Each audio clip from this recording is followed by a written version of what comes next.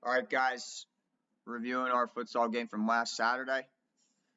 I've got 10 or so clips here. Let's get to it here. First clip, working a defense here for the striker. This is a good example for anybody playing a striker rugby futsal or soccer.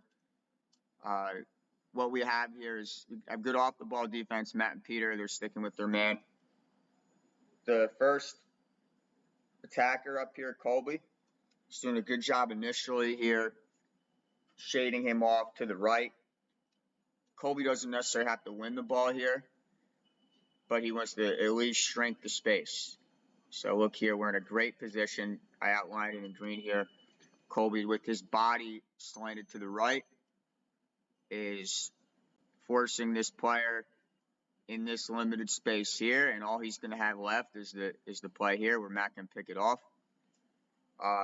And what Colby doesn't want to allow, if Colby can steal the ball, great, but at least wants to force him that way and not back this other way. But it does get turned there.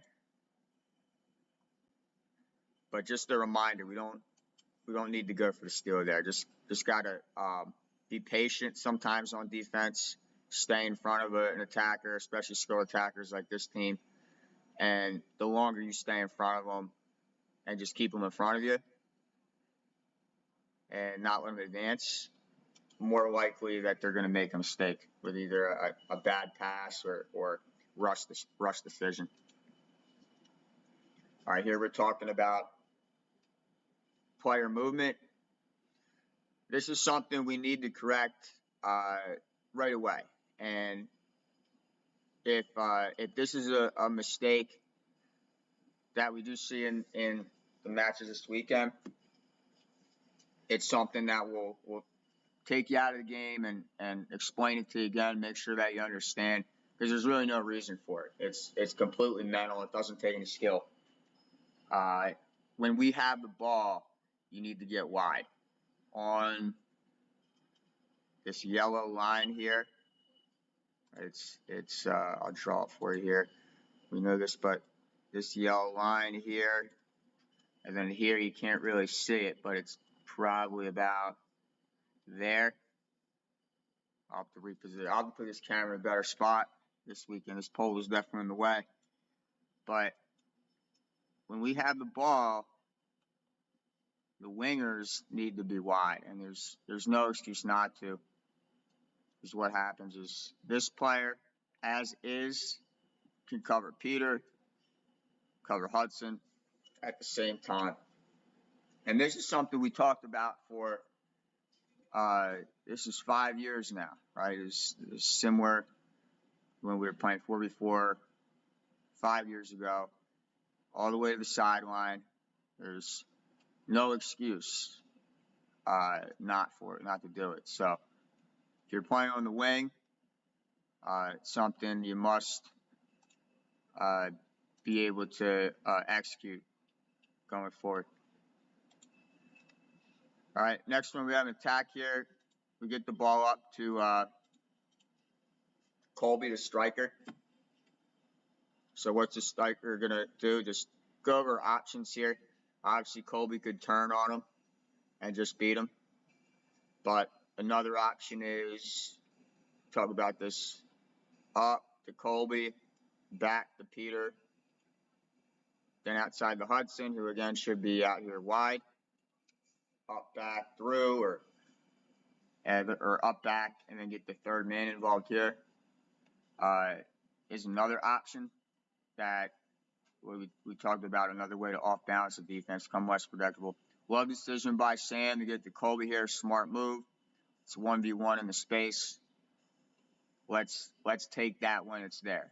Right? No reason when they're pressing 3 up high to go short when it's 1v1 and half the court is available. So good job by Colby. From here on, he just got to possess the ball. It doesn't necessarily turn. He does try and turn. It doesn't work this time.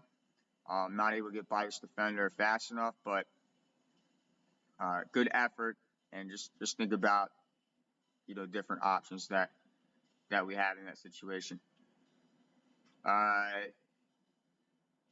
Next one here.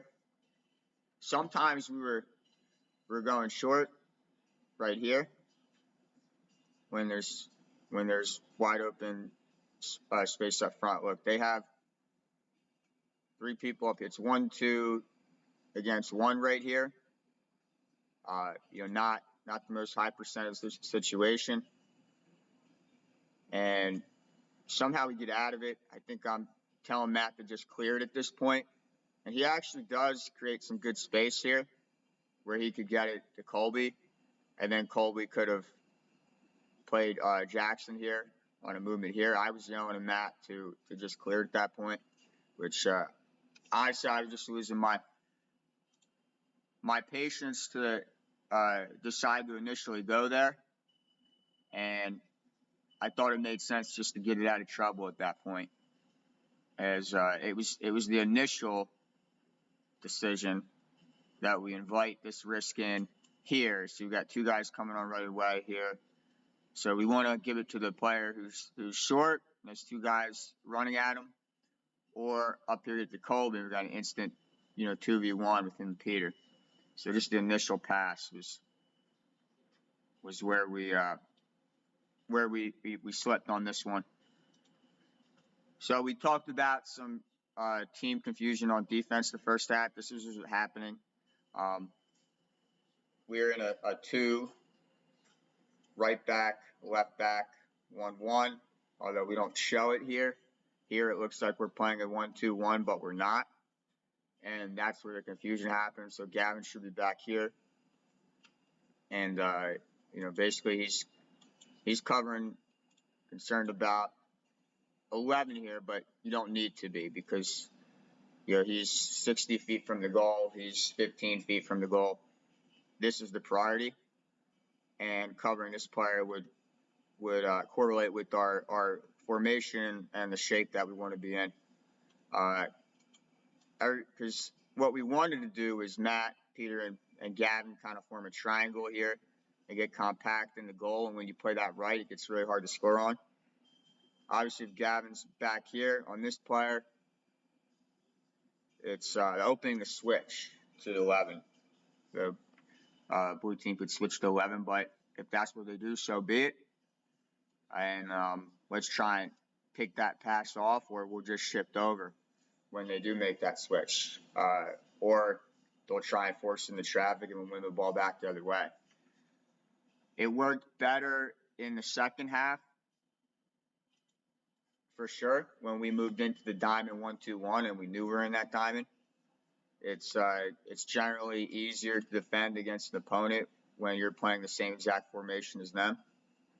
And here, instantly in the second half, when we switch, our man-to-man assignments were easier to understand. There wasn't as much communication or rotator needed, so it was just mentally easier lineup for us to play, and then right away win the ball up high, which happened a ton in this match in the second half. Created a lot more pressure. All right, next one, we have a different play here. All right, so we have a play here where we go backwards.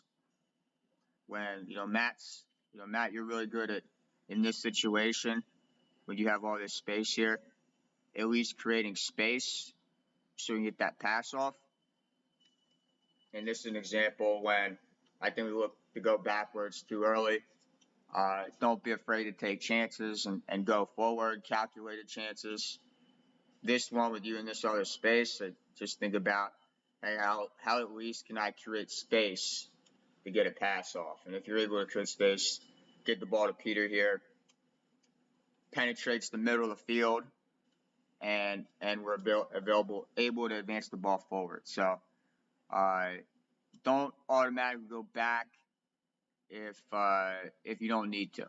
All right. So here again, it's going to be Matt again, and this is exactly what I was talking about. He does exactly what I just said. So this time you create the space, and you have that Peter in the middle here. We can play. Peter, I'd like to hear you. In this situation, you got to be demanding, calling for the ball.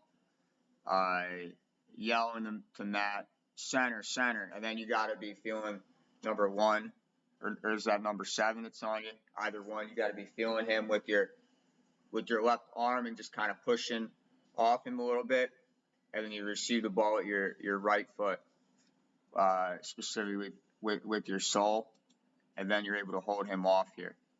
But instead, we go there, and like my saying has gone all along. If there's opportunity to go forward, we want to play a pass forward. If there's not, let's look to the side. If there's not opportunity to the side, then we can look back. If none of these opportunities exist, then we just clear it as far as we can. All right. All right. Breaking lines here. So here again, we just have player movement. Obviously, 11's in the way. Peter need to slide over here to create a better window. Eventually you do, but it just takes more time and allows this second defender to get involved. And instead of a 1v1 versus 11, it turns into a 1v2. All right, let's check out a goal here. All right, cool goal there off the pass from Peter. And that concludes the clips. I did want to show you one thing.